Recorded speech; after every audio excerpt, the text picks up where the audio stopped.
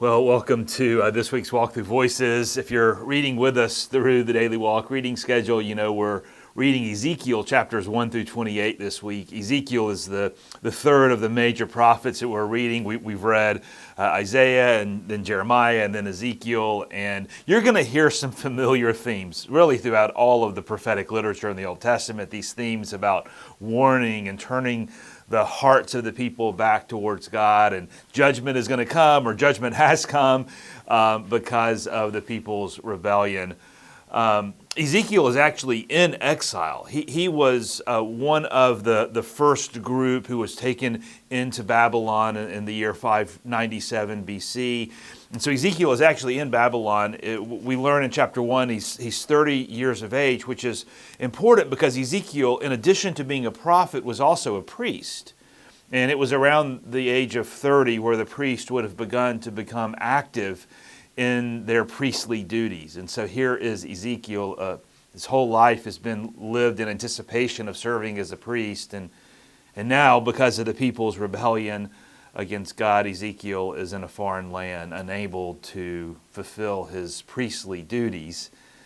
But God shows up in Ezekiel's life and calls him this merger of prophet and priest, and to be a spokesperson, a mouthpiece, a prophet to warn the people of God against their rebellion and against this coming judgment. The book opens, Ezekiel opens with a pretty interesting scene.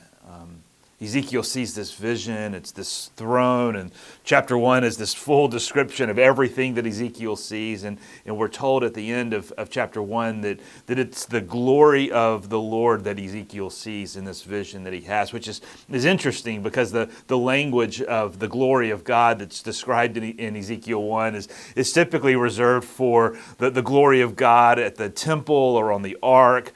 And here, the glory of God shows up in Babylon, which is not where you would expect God's glory to be, but that's where Ezekiel is. And God calls Ezekiel to warn the people. Yet you don't have to get very far into the book of Ezekiel to know that God has Ezekiel to act out this calling, this warning to the people in some pretty dramatic and spectacular ways. I mean, just in chapter 4, God calls Ezekiel to take a block of clay and to mold out the city of Jerusalem and then to destroy it as a symbol of the destruction of Jerusalem. I think of my kids, building something out of Legos and then just, destroying it after they get it done. And then he tells Ezekiel he's going to lay on his left side for 390 days. And then he's going to flip over and lay on his right side for 40 days.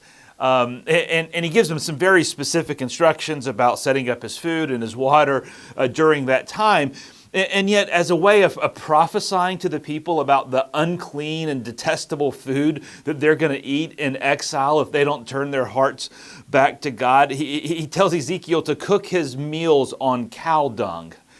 And that's only after Ezekiel negotiated with God, because God's original instruction was for him to cook his food on human excrement.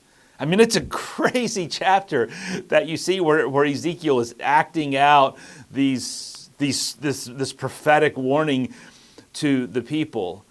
But here's what I find fascinating about reading Ezekiel and some of these early chapters where Ezekiel is acting out these prophetic warnings.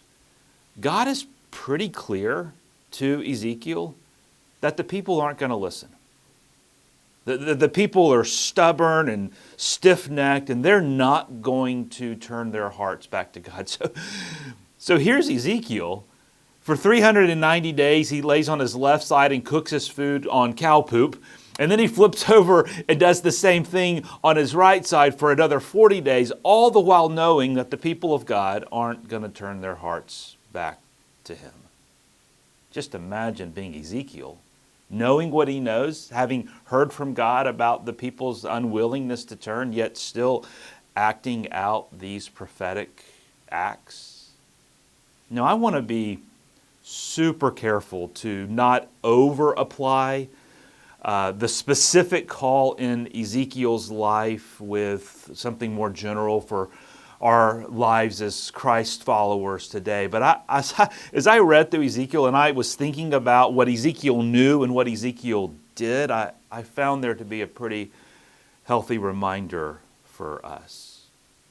See, I think it's easy for us to use how we think people will respond as an excuse to not be faithful to God's call in our life. You know, maybe you felt that nudge from God to share your faith, the message of Jesus with someone in your life, and you do that sort of internal dialogue. Oh, they would never listen to me. Like they're going to say no. They're going to reject that message, and you use that as an excuse to just be quiet.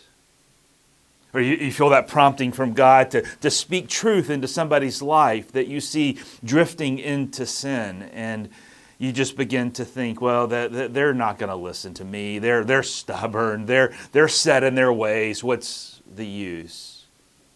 And we can begin to justify our inaction by the outcome that we assume will happen.